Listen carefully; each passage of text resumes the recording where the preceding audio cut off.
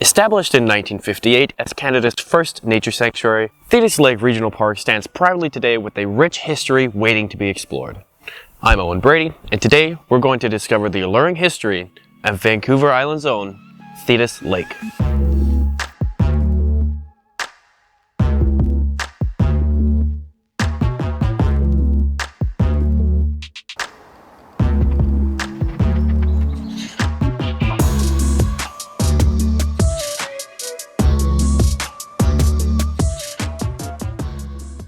Thetis Lake is known for its calm waters, pet-friendly trails, and beautiful ecosystems. But this place wasn't always as readily available as it is now. To find out more, let's go back to the beginning of what would eventually become Thetis Lake Regional Park. Thetis Lake and a couple other places around the island got their name from the HMS Thetis, a frigate ship sent over from England in the 1850s. This ship was on a mission to respond to the murder of Peter Brown, but that's a story for another time. Fast forward 40 years later, and Thetis Lake was being used by the Esquimalt Waterworks Company to supply water to Esquimalt and Victoria West. This led to the city of Victoria expropriating 1,100 acres of land around Thetis Lake and declaring it a tax-free watershed under the Victoria Waterworks Act of 1873.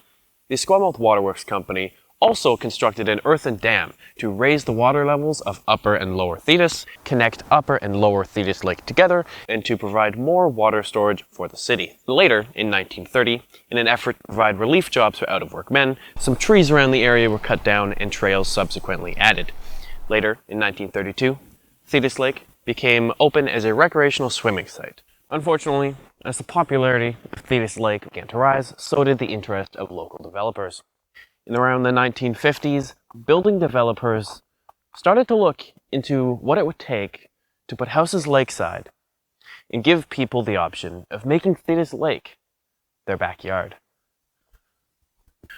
It didn't take much of an effort for the city of Victoria to consider selling their land so a subdivision could subsequently be built on the park's western side.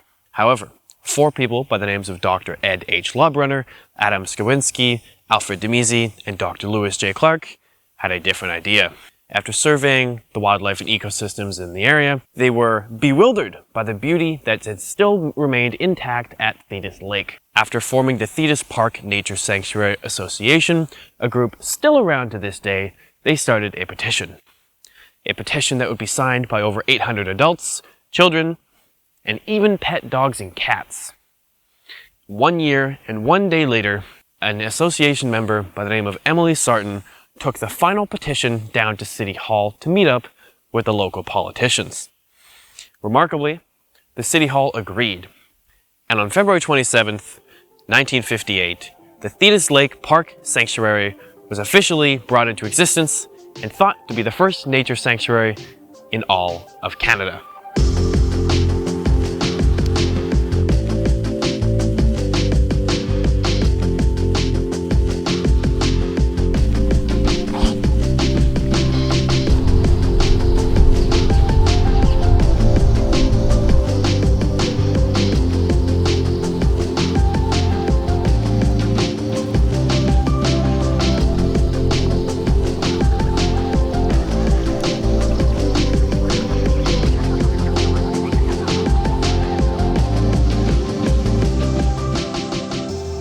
So finally, 64 years later, you can still swim in the waters that once supplied the city, hike the protected trails, or enjoy the beautiful ecosystem of the Thetis Lake Regional Park.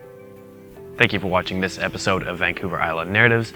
On your left, you'll find a full playlist of videos that I've done in the past, and on your right, you'll find a video of mine that YouTube thinks you'll like. If you like this video, please comment down below and subscribe to see more tri-weekly videos like this.